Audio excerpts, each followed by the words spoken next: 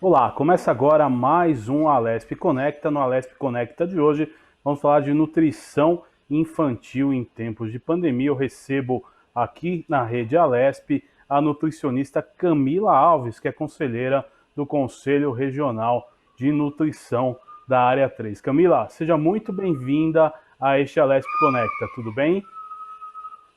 Tudo bem? Muito obrigada pelo convite. Estou muito feliz de estar aqui participando com vocês para falar desse assunto super importante. Camila, é de extrema importância hoje em dia, né? Na quarentena, a gente cuidar aí da alimentação das crianças. E confesso que não deve estar sendo fácil para ninguém, né? Porque muitas transformações que todos nós sofremos, né? E além de tudo, temos que manter aí uma dieta adequada, né? Em união, né, com uma atividade física para as crianças, né, para que elas mantenham aí a saúde. Eu gostaria de saber de você como que funciona esse processo. Realmente, para a criança, assim como para os adultos, tá difícil a gente manter uma rotina, né? Tá muito complicado, muitas mudanças de hábitos. Mas é importante que a gente continue com uma rotina com a criança, mesmo que adaptada, claro, com horários diferentes. A gente sabe que os pais estão aí trabalhando em casa, então tem alguma adaptação de rotina, mas a criança ela precisa manter essa rotina de alimentação para que ela tenha uma estabilidade também, para que ela possa entender o que está acontecendo a cada momento e continue com a rotina que ela tinha antes da alimentação dela, fazendo todas as refeições com horários estabelecidos, mas sempre tudo com muita calma, porque a gente sabe que as crianças estão também sofrendo muito com toda essa situação de pandemia, de isolamento. Então a gente tem que fazer uma rotina, mas uma rotina também com coração, com empatia para a criança, com tudo que ela está passando. Mas é imprescindível que haja uma rotina adaptada de alimentação da criança. Agora, os problemas, né, de sobrepeso, obesidade nas crianças vem aumentando, independente, vamos falar do cenário antes da pandemia e, lógico, depois, eu acho que é uma consequência que haja um aumento natural, né, até pelo impacto que todos nós estamos sofrendo, né. Sim, a gente já vinha com um aumento muito grande de obesidade de crianças entre 5 a 9 anos, os adolescentes. Então já era uma onda que vinha e a gente acredita mesmo que com a pandemia vai haver uma piora desse quadro, né? A criança em casa, sem rotina, sem atividade física. Então a gente tem que tomar alguns cuidados assim como antes, mas um pouco mais focado nesse momento de evitar os industrializados, tentar trazer receitas mais caseiras, preparadas em casa, até um momento super bacana de trazer a criança para a cozinha, cozinhar junto para conhecer os alimentos, para conhecer de onde vem e quem sabe estimular o consumo de alguns alimentos que não vêm sendo aceitos e que são saudáveis, né? Então a gente tem que aproveitar esse momento também para trazer a criança para a cozinha. Isso é uma dica bem bacana que tem funcionado aí bastante, no sentido de trazer a criança para cozinhar e aprender e estimular, ter vontade de experimentar alimentos mais saudáveis para evitar os industrializados. Então, em vez de a gente comprar um bolo industrializado, um nuggets industrializado, por que não fazer junto com a criança, né? Por que não cozinhar junto com a criança? Essa é uma dica que a gente já fazia antes, até para diminuir o consumo dos industrializados, que é o grande foco do aumento de peso, do aumento de obesidade em crianças. E a gente traz agora aqui para esse momento de pandemia, onde os pais estão em casa também podem aproveitar desse momento para cozinhar junto com os filhos.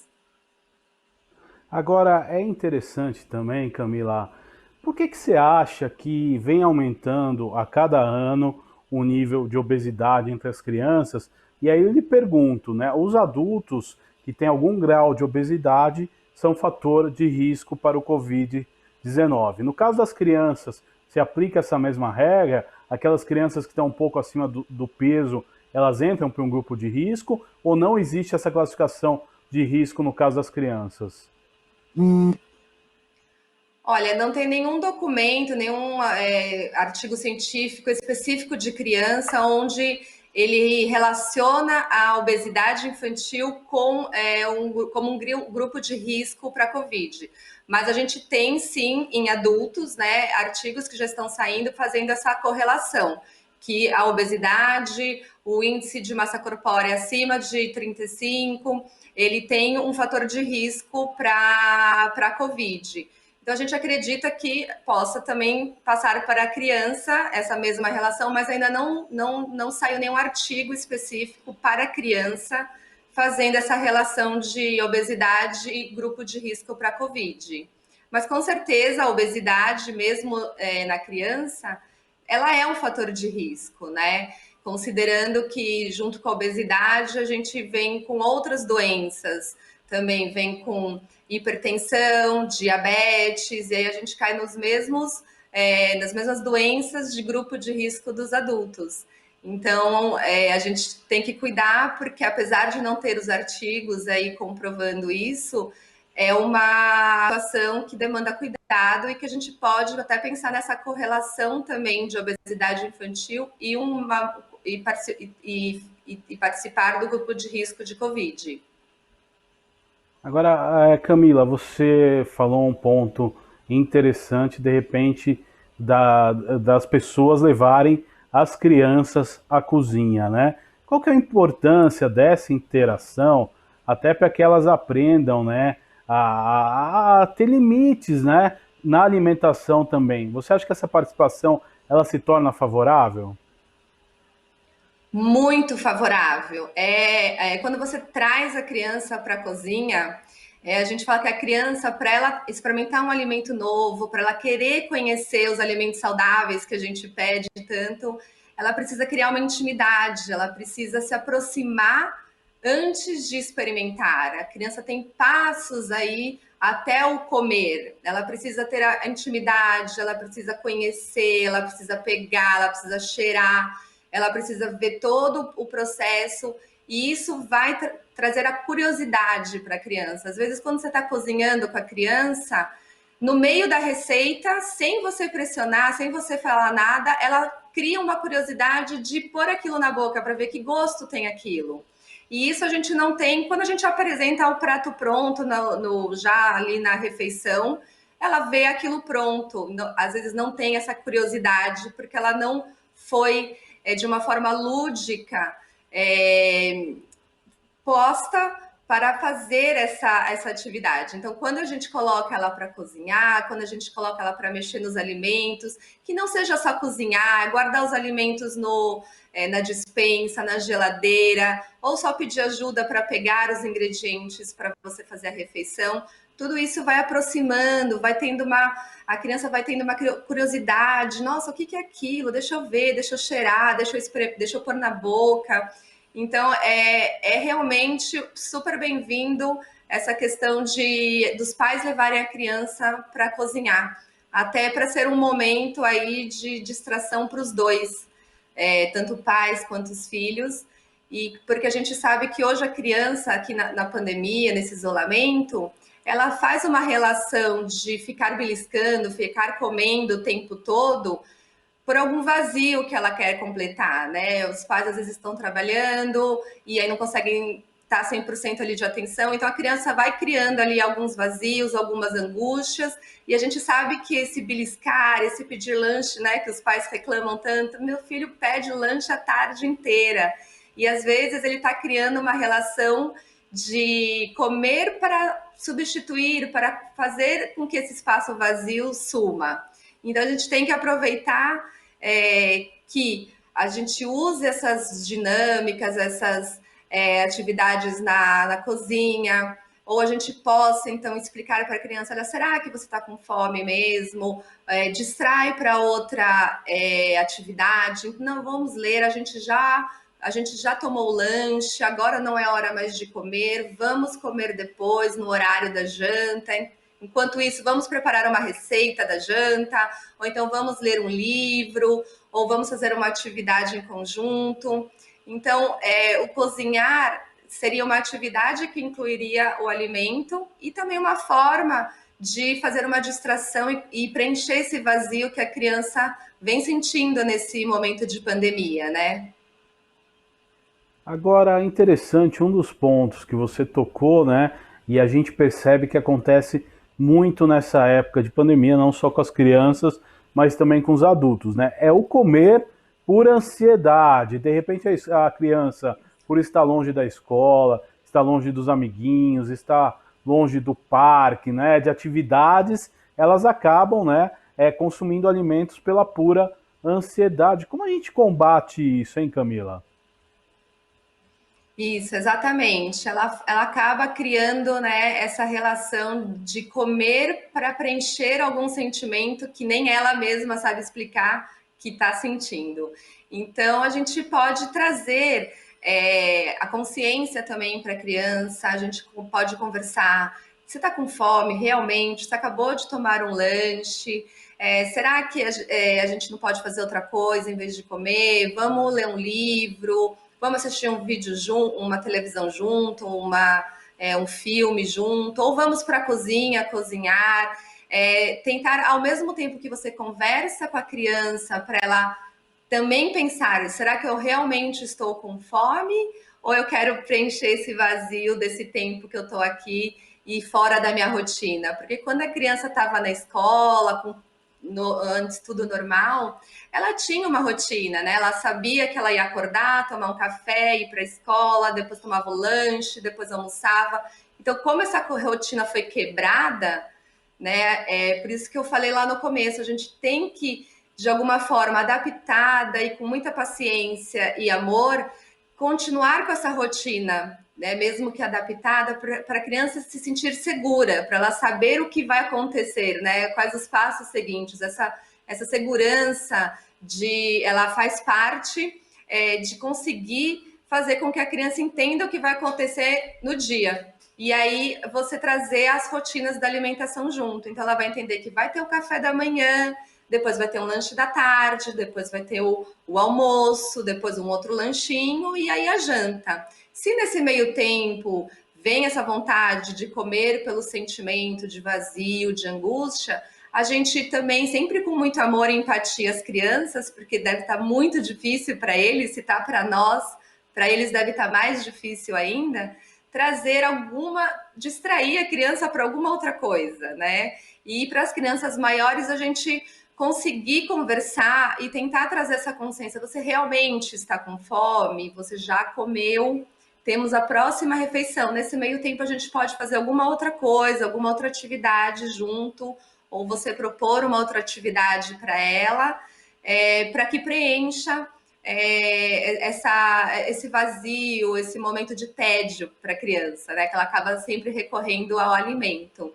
Ou que esses lanches, se for inevitável que haja esses beliscos, às vezes eu me coloco no lugar das mães, porque eu sou mãe, eu tenho um filho de 4 anos, às vezes é inevitável que você não consiga, naquele dia ou em algum momento, você diminuir esses beliscos, então que esses beliscos não sejam os industrializados, então que sejam frutas, que sejam as receitas caseiras, né, que sejam legumes, uma cenourinha cortada, um tomatinho cereja, então que venham esses beliscos, mas de uma forma mais saudável e não voltados para o industrializado, porque aí sim o industrializado vai trazer todo aquele problema de aumento de peso, de obesidade, que é o grande vilão aí que a gente fica em cima, que a gente sabe que é o grande vilão da obesidade infantil, são os industrializados. Agora, Camila, é importante também, muitos pais, né, acabam hoje em dia na educação moderna privando os filhos do açúcar, né, no primeiro ano de vida. Existem alguns pediatras até que aconselham isso. Às vezes você vê a criança no aniversário, às vezes de 2 anos, e não sabe o que é um brigadeiro, por exemplo, né? Eu gostaria de saber o que você acha sobre isso e se realmente é benéfico ou é um zelo um pouco, né, exagerado? Eu gostaria da opinião de uma nutricionista sobre esse assunto. Em todos os guias, e inclusive no guia que saiu atualizado no ano passado, o Guia Alimentar para Menores de 2 anos do Ministério da Saúde, no Manual da Sociedade Brasileira de Pediatria também, a gente trabalha realmente com 0 açúcar até 2 anos. Né? E não só pela questão da obesidade, da gente saber que pode elevar o risco de ter a obesidade, mas principalmente pela formação de paladar. Né? A criança até os 2 anos de vida, e a gente fala agora até nos 1000 dias, né? Desde a gestação até os 2 anos de vida, é um período ouro, uma grande oportunidade, uma janela de oportunidade da gente fazer com que a criança tenha a formação do seu paladar. Né? Depois dos 2 anos, a gente sabe que a gente começa a perder um pouco o controle disso, mas até os 2 anos a gente ainda consegue ter um pouco de controle e a criança está em formação de paladar. Se esse açúcar aparece antes de 1 ano ou depois de 1 ano, ali antes de 2 anos, a gente sabe que a tendência do paladar dela vai ser para o doce. E aí a gente inserir frutas, legumes e trazer essa alimentação mais saudável vai ser muito mais difícil, né? Porque a formação do paladar dela foi à base de doces, à base do açúcar. E a gente sabe que o açúcar é super palatável, então a criança vai sempre preferir uma coisa mais doce do que uma coisa mais salgada ou que não tenha gosto, como alguns legumes, né, que a gente sabe que não tem tanto sabor.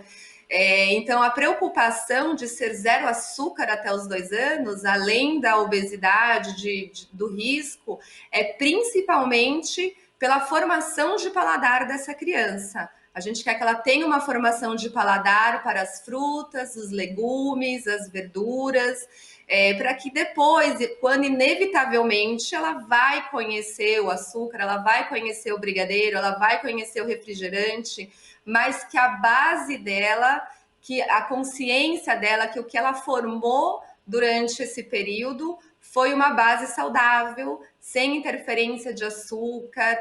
Por isso que a gente pede também o sal, que sempre use o mínimo possível, porque a gente sabe que o sal, da mesma forma que o açúcar, também a criança cria uma formação de paladar diferenciada, então ela vai preferir alimentos sempre salgados, não vai saber comer algum alimento sem sal, por exemplo.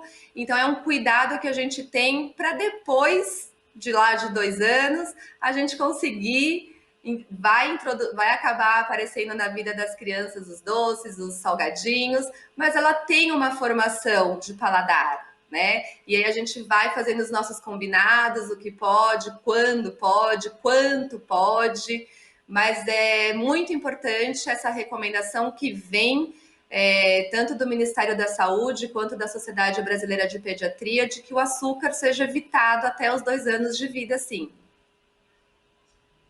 Então é interessante esse esclarecimento, né?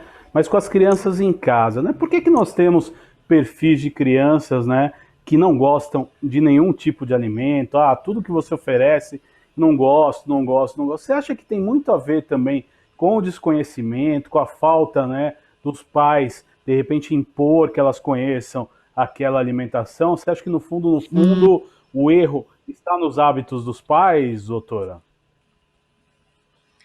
Olha, tem vários fatores aí para a gente levantar para essa criança seletiva ou que não come determinados tipos de alimentos. Muito bem citada por você, um dos grandes motivos é o exemplo dos pais, né? Às vezes muitos pais falam, eu queria tanto que meu filho comesse muita fruta, muitos legumes, muitas verduras, e aí a gente pergunta, e você? Você come muita fruta, legume e verdura? Esses alimentos estão presentes na rotina da casa, da família? Seus filhos veem você consumindo esse tipo de alimentação? Porque a gente não pode exigir também da criança que ela tenha uma alimentação saudável se nós pais não temos. Nós somos um grande exemplo para eles. E a criança vai acabar selecionando aquilo que os pais também comem, porque ela vai ver que o prato dela tem uma coisa verde, mas no dos pais não tem. Então, se meus pais não estão comendo essa coisa verde, eu não vou comer. E até por uma segurança a criança faz isso, porque se meu pai não está comendo é porque é alguma coisa que eu não tenho que comer. E ela acaba selecionando realmente esse alimento. A gente tem também a questão da seletividade pela questão lá na introdução alimentar. Foi uma introdução alimentar onde a criança não teve a oportunidade de ter acesso a essa variedade de alimentos, ficou restrita a alguns alimentos, às vezes as mães, os pais se restringem ao que a criança acaba só consumindo por medo da criança não comer, e aí vai tirando aqueles alimentos que a criança não come, e aí a criança vai ficando realmente seletiva, e cada vez mais ela vai selecionando os alimentos, porque a gente sabe hoje em dia que a criança passa por várias fases de seletividades normais, que fazem parte da formação de todo o desenvolvimento dela. Então, a partir de 1 ano, ela fica seletiva, por toda a questão dela estar descobrindo a liberdade dela saber que ela pode andar, que ela pode ir onde ela quiser. Então, ela começa a selecionar os alimentos. Depois de 2 anos, a gente vem aí com a seletividade, onde a criança está testando a autonomia dela, está impondo a autonomia dela, e isso traz para a alimentação uma seleção de alimentos. Então, quando a gente não faz uma introdução alimentar lá atrás, com 6 meses, onde a criança consegue ter acesso à variedade de frutas que a gente tem aí no Brasil, a variedade de legumes, grãos, cereais, se ela não tem esse contato lá, dificilmente a gente consegue fazer esse contato ali depois de 1 ano, depois de 2 anos. Então, a introdução alimentar também é um outro fator que influencia muito nas crianças seletivas, né? E um último motivo que a gente pode citar por essa criança mais seletiva, a gente não pode deixar de citar, né? Não são os casos mais comuns, mas a gente tem alguma criança que tem realmente alguma disfunção, alguma questão orgânica, alguma doença que leva ela a ser seletiva com alguns alimentos, sim. Mas, para mim, na minha opinião, o maior exemplo dos pais, da rotina da família, do que a família come, do que a família compra para dentro de casa, né? O que temos dentro de casa, que a criança não faz compra, quem faz compra são os pais. Então, o que nós temos dentro de casa, a rotina de família de alimentação, o que os pais comem, esse é o maior motivo de ter uma criança seletiva ou não, nesse sentido de a gente ser o exemplo para a criança, né? Agora, Camila, você falou um assunto super importante, né? Como a gente tira os maus hábitos dos nossos filhos? Olha, a gente consegue, sabe? A gente consegue, mas a gente tem que buscar ajuda, né? Às vezes os pais sozinhos acabam não conseguindo fazer essa mudança de rotina, porque às vezes está tão focado ali em algum problema, e quando você vai para um profissional, seja um nutricionista, seja um pediatra, ou dependendo, uma fono para auxiliar na mastigação, a gente tem que buscar ajuda de profissionais, né? E porque nós vamos olhar o problema por cima. E às vezes são pequenas mudanças que a gente faz ali na rotina da criança, alguns introduzindo alguns jogos lúdicos, alguns momentos de contato com os alimentos sem ser para comer. Então, a gente pode trazer jogos lúdicos para a criança desenhar no prato com os alimentos, com as frutas, por exemplo, fazer carinhas. A gente pode fazer caixas sensoriais com alimentos para a criança também ter essa proximidade. Então, ajuda, busca por uma ajuda de um profissional, e nós nutricionistas trabalhamos muito com isso. Isso ajuda muito a família, né? Porque às vezes a família realmente não consegue fazer toda essa mudança, precisa de alguém ali guiando, dando opções, dando um direcionamento, mas com ajuda a gente consegue sim fazer muitas mudanças na alimentação da criança. São passos lentos, né? Eu sempre falo, não é assim como nós, não é do dia para a noite que a gente consegue mudar a nossa rotina, de inserir alimentos novos e mais saudáveis, mas a gente consegue sim, com a busca de ajuda de um profissional, nós nutricionistas e uma outra equipe disciplinar toda que às vezes a gente pode envolver nesse processo. Agora, Camila, é importante também você falar para o nosso telespectador que atividades, né, a gente pode inserir no dia a dia das crianças aí para melhorar a alimentação. Você falou de alguns jogos, né, lúdicos e tudo mais. O que mais que pode ser feito? A gente pode trazer esses jogos lúdicos, existem várias formas da gente trazer para um momento que seja fora da refeição, né? Ele não vai ser no momento da refeição, vai ser numa brincadeira. Então a gente pode montar uma feirinha, vamos fazer a feirinha e a gente vai conversando sobre os alimentos. Ah, eu vou comprar maçã, que cor é a maçã? Vamos cheirar, que cheiro tem? Vamos lamber, vamos dar um beijinho, trazer toda esses sentidos, né? Só numa brincadeira aí de fazer uma feirinha, a gente pode trazer toda essa parte lúdica da criança olhar para o alimento, trazer uma criatividade, ter interesse, ficar curiosa, né? E isso a gente pode, os pais podem ir estimulando, perguntando que cheiro tem, vamos lamber, vamos dar um beijinho, a maçã é tão bonitinha. E trazer esse contato ali nessa feirinha. A gente pode fazer, tem jogos lúdicos em caixas sensoriais, onde você pinta um macarrão, então o macarrão ficou verde, ele virou ali a grama. Vamos pôr uns grãos de feijão, que vão ser umas pedras no caminho. Então, a gente pode trazer esses alimentos para esses momentos mais divertidos, que não seja com a intenção de comer. Em nenhum momento a gente vai falar para a criança comer, experimentar, pôr na boca. Se ela tiver a vontade, a curiosidade, a gente estimula, mas isso tem que partir dela, né, de querer fazer isso. A gente pode pegar as frutas ou pode pegar os legumes, arroz, feijão, macarrão, criar pratos divertidos, vamos fazer carinhas, vamos fazer bichinhos, né? A criança se diverte muito e às vezes, sem querer, ela mesma coloca na boca, sem perceber que ela está colocando na boca.